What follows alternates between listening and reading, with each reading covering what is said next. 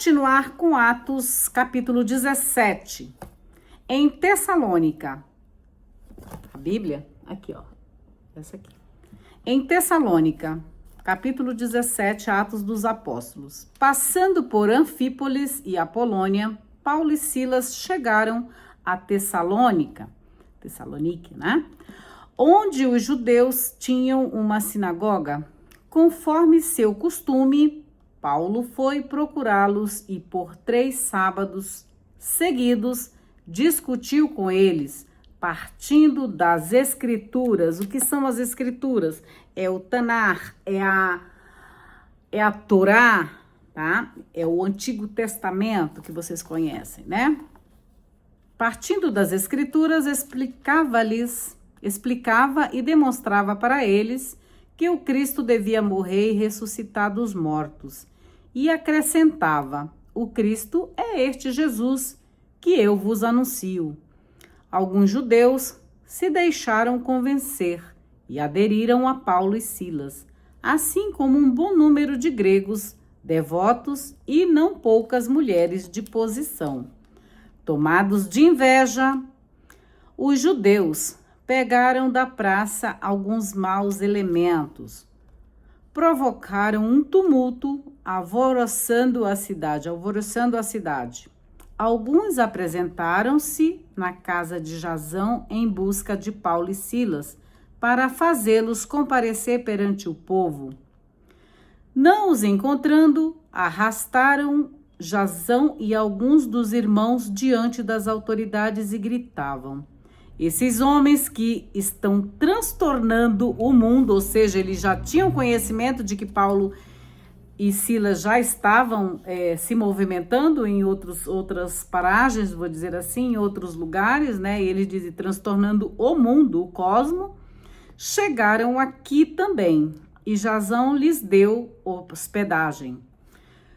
Todos eles vão contra a lei do imperador, a lei de César, pois afirmam que este outro rei, Jesus, para você que ainda não leu o livro A Realeza de Jesus, eu super indico. Pega aí no site das Paulinas e aproveita. A Realeza de Jesus. Olha só, ele está dizendo aqui, ó.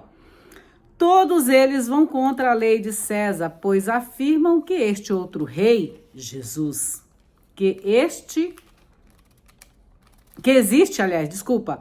pois afirmam que existe outro rei, Jesus.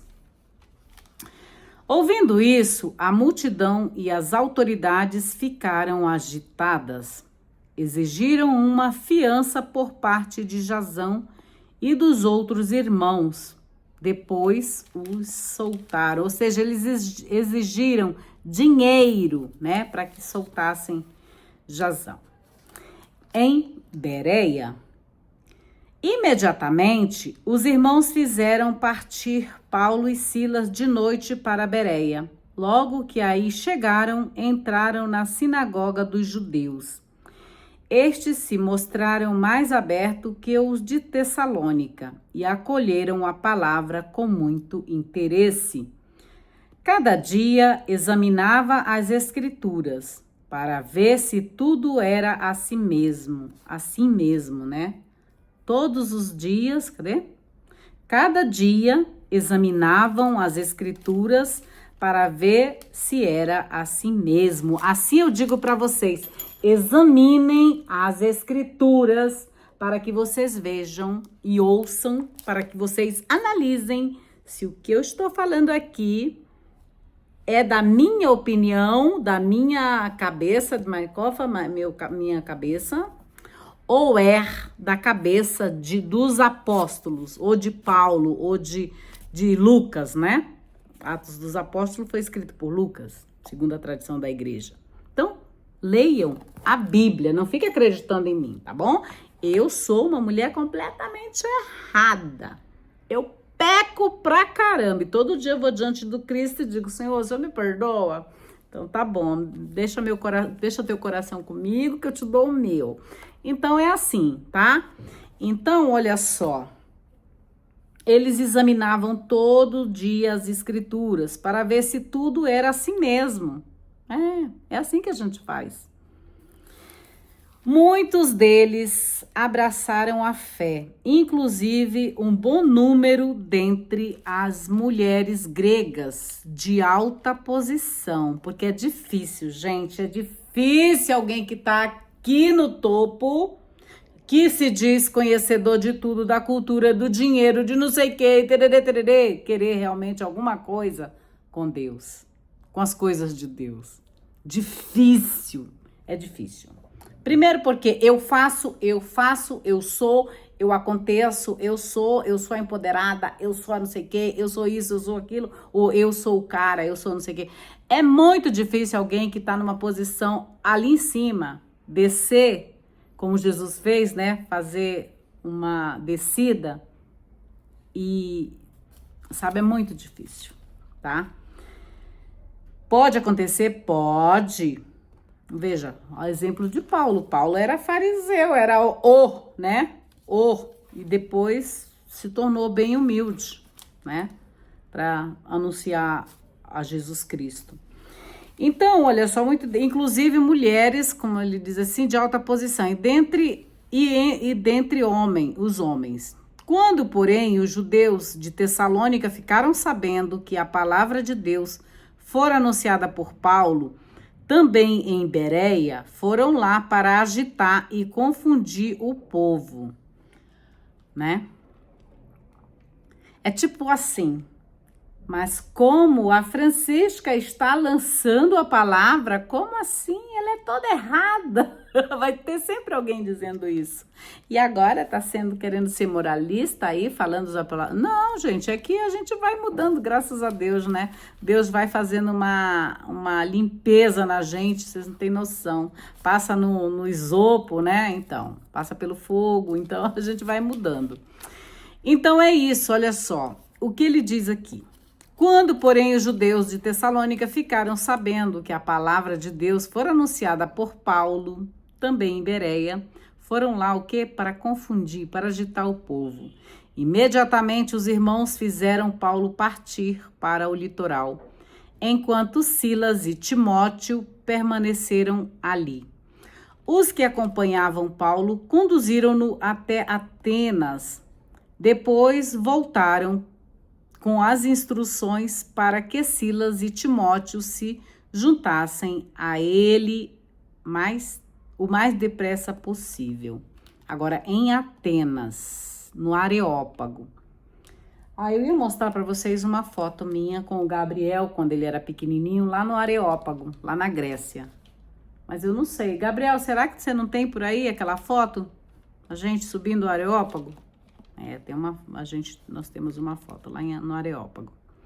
Bom, vamos lá, continuando aqui. Enquanto Paulo esperava Silas e Timóteo em Atenas, seu espírito ficou inflamado.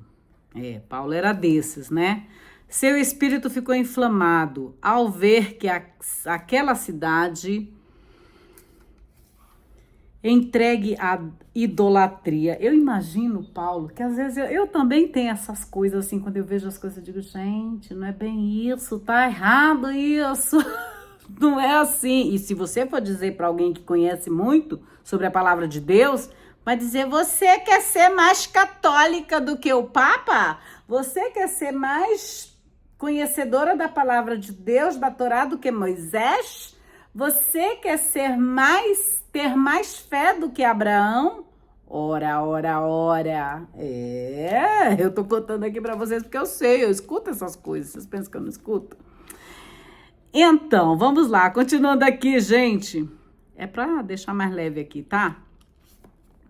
Em Atenas, lá no Areópago, Paulo ficou inflamado ao ver a cidade entregue à idolatria. Por isso discutia na sinagoga com os judeus e com os devotos, e todos os dias discutia em praça pública com os que lá se encontravam. Também alguns filósofos epicureus. Você já leu sobre Epicureu? Eles eram todos assim, né? Tudo certinho. É o filósofo... Não, é o... Como é? É Aristóteles, é Parmênides, agora um que tá muito na moda, Lá, os filósofos dos estoicos, tá muito na moda agora, né? Vocês já viram isso? Então, eu sou do estoicismo, eu sou bem estoica. Então, vamos lá. Também alguns filósofos epicureus e estoicos, olha só, falei nos estoicos, ele tá falando também aqui, ó. Nos estoicos, começaram a conversar com ele. Alguns diziam: que estará querendo dizer esse tagarela? Tagarela é alguém que fala muito, né? Fala muito. Você é muito tagarela, né? Esse tagarela, mas tem outra conotação, tá? O tagarela aqui também. Que está querendo dizer esse tagarela? Outros diziam: parece ser um pregador de divindades estrangeiras. Isso porque Paulo anunciava o evangelho de Jesus e da ressurreição. Tomando Paulo consigo, levaram-no ao Areópago, dizendo: podemos saber qual é a nova doutrina que estás expondo?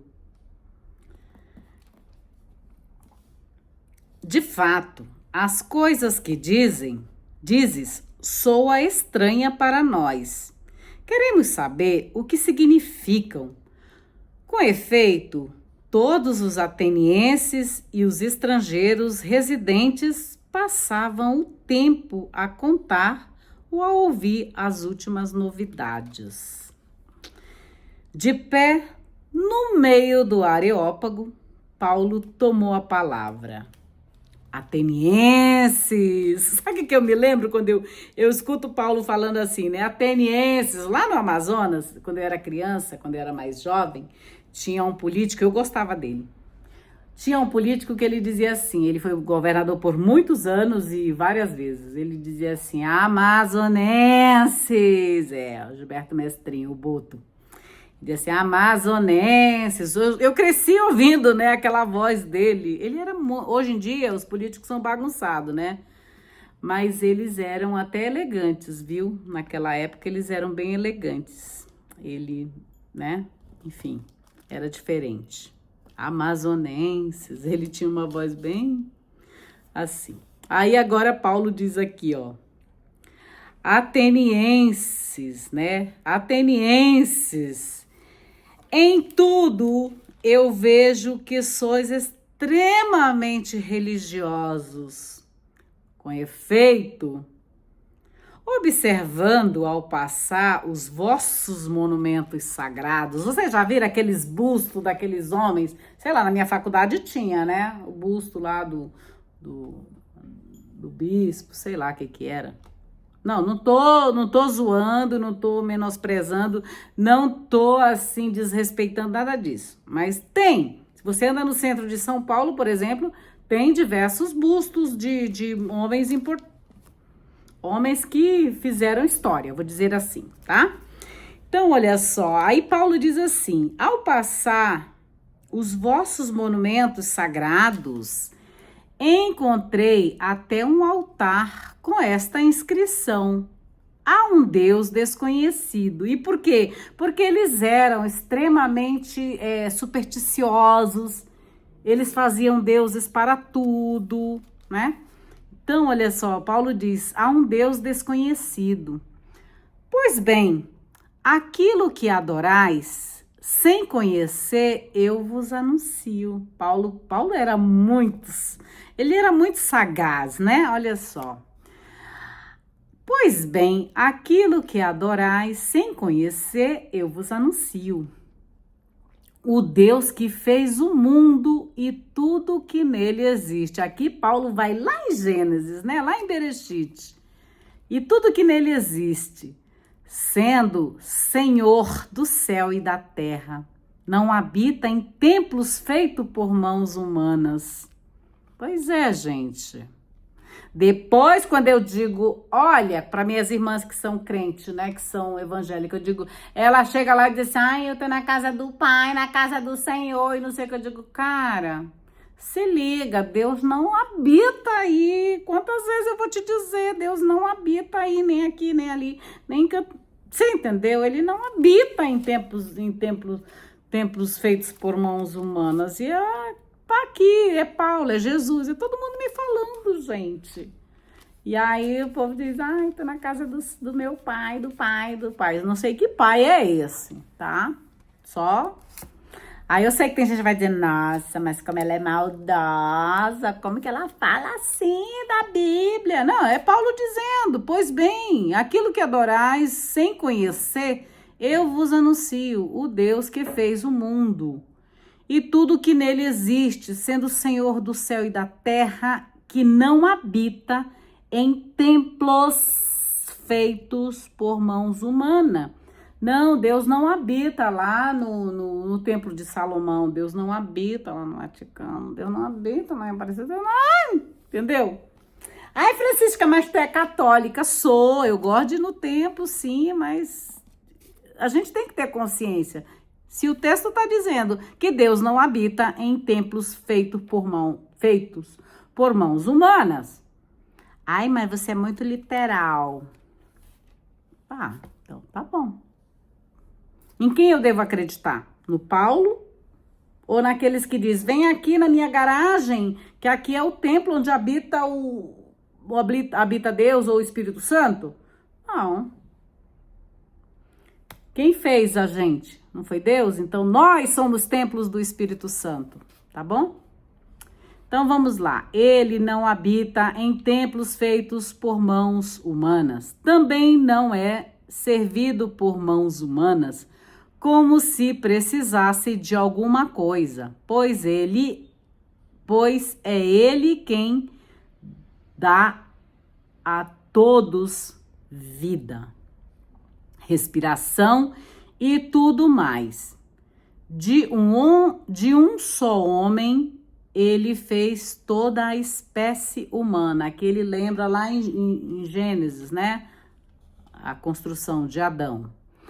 Para habitar sobre toda a face da terra, tendo estabelecido o ritmo dos tempos. Lembram?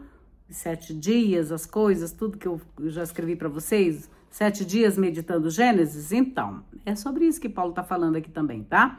Ele fez toda a espécie humana para habitar sobre a face da terra, tendo estabelecido o ritmo dos tempos e os limites de sua habitação. Assim fez para que buscassem a Deus. Talvez as apalpadelas o encontrassem. A ele que, na realidade, não está longe de cada um de nós. De fato,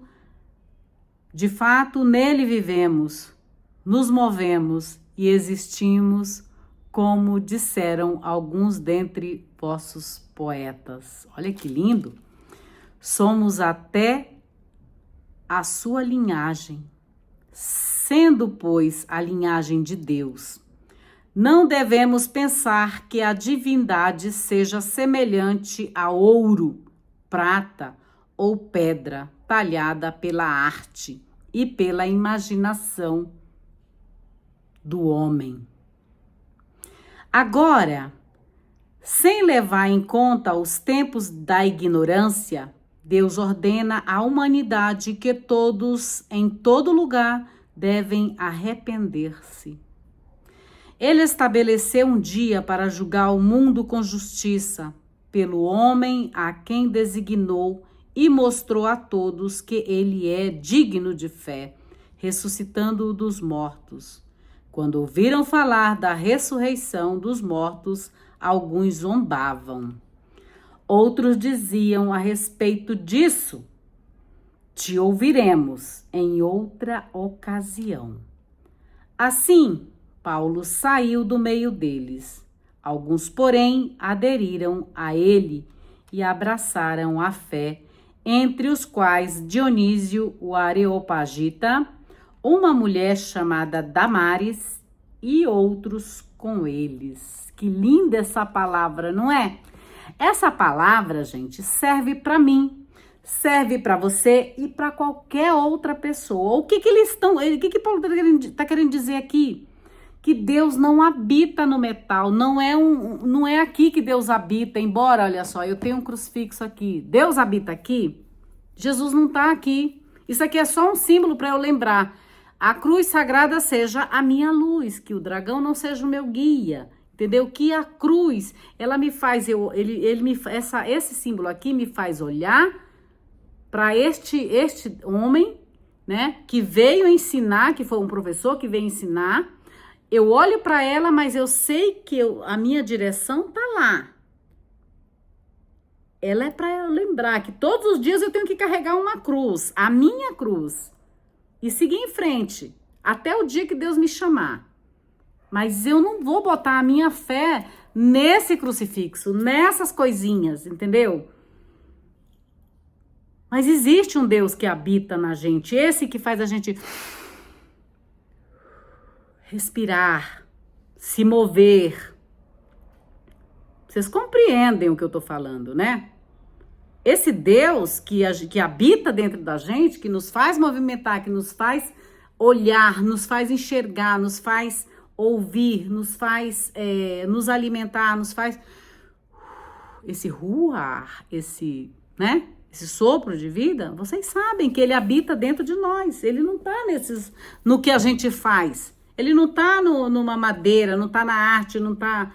Embora a gente às vezes olhe, nossa, que legal, que bonito. Mas a nossa fé não é naquele objeto, mas sim em algo muito maior que habita dentro de nós, né? Porque nós somos o templo que habita Deus. E Jesus veio nos mostrar isso e Paulo está nos mostrando também. Aqui eu termino o capítulo 17 do livro de Atos dos Apóstolos. Em breve eu volto para mais uma leitura do livro de Atos dos Apóstolos. Aí eu volto com o capítulo 18, tá bom? Lá em Corinto. Ó, de novo, eu te indico esta Bíblia, que é da CNBB, edições CNBB. Para você que vive no norte do Brasil, em Rondônia, vai lá, procura a secretaria lá da Arquidiocese, adquira em quantidade, doa, para você doar, para você dar de presente, tá bom? É uma excelente tradução, foi feita por vários professores bem capacitados, tá bom? Gente estudiosa. E aqui, olha só, meu querido, minha querida, aqui, olha só, é a Bíblia comemorativa do primeiro centenário aqui, ó, é o do centenário da Igreja Particular de Porto Velho, tá bom? Aqui, ó, esta Bíblia, ela é comemorativa, tá bom? Olha só, aqui, Dom Roque coloca aqui, a palavra viva e vivificadora, a palavra de Deus é viva e eficaz, Hebreus 4:12, olha só, ele escreve aqui, eu não vou ler tudo porque não vai dar tempo, tá bom? Mas ele escreveu umas coisas bem bonitas aqui, gente, tá? Aqui, Dom Roque Palocci, tá? Abraço para vocês aí de Rondônia, tá bom? Aqui, ó, ele é o bispo de Porto Velho, tá? Então, ó, foi feita com muito carinho, foi muito linda a festa deles lá, tá bom, gente? Então, aproveitem, comprem essa Bíblia da CNBB, tradução da CNBB, tá? Que é a Bíblia Centenária, tá legal? Super indico. Um grande beijo para vocês, que Deus os abençoe. Para você que ainda não é inscrito, ó, inscreva-se, acione o sininho das notificações e vem participar desta comunidade digital que cresce a cada dia. Palavra com Francisca, vocês sabem que o nome do canal era Bíblia com Francisca, mas devido às restrições que está tendo na internet, então a gente mudou, então fica como palavra, que aí palavra com Francisca, mas vocês sabem que é palavra de Deus e palavra humana, no caso a minha, tá bom? Quando eu vou emitir uma opinião a respeito de alguma coisa, eu vou dizer para vocês, olha, esta é a minha opinião. E todo mundo tem a sua opinião, né? Eu vou falar para vocês, quando eu tiver a minha opinião a respeito de qualquer coisa, de textos e tudo. Quando é o texto, vocês sabem, quando eu leio o texto, é o texto que tá falando. Então, no vídeo anterior, eu falei a respeito de que muitas pessoas acham, quer dizer, eu sou criticada por isso, as pessoas dizem, você escolheu Atos por quê? Por que você tá lendo esse texto? Que às vezes são duros os textos, vocês percebem isso? É um chamado, é um puxão de orelha que nos dão, por exemplo, a questão da adoração aos metais, aos deuses que a gente faz, de madeira, de tudo. Ai, Francisca, mas eu não adoro. Eu sei que não. Nós católicos, por exemplo, nós não adoramos nada. A gente respeita, eles são janelas e tudo mais. A gente tem essa consciência, mas tem muita gente que adora um monte de coisa, né? Adora a Prada, adora a sua bolsa, adora o seu carro, adora a sua conta bancária, sabe? Então, essas são idolatrias que a gente tem. Não é somente adorar também a questão do Deus feito por mãos humanas, não. Mas também a gente adora outras coisas, né? Enfim, tá bom? Então, aqui eu fico. Fiquem com Deus, para Deus, fiquem na bênção de Deus e celebre aquilo que realmente importa.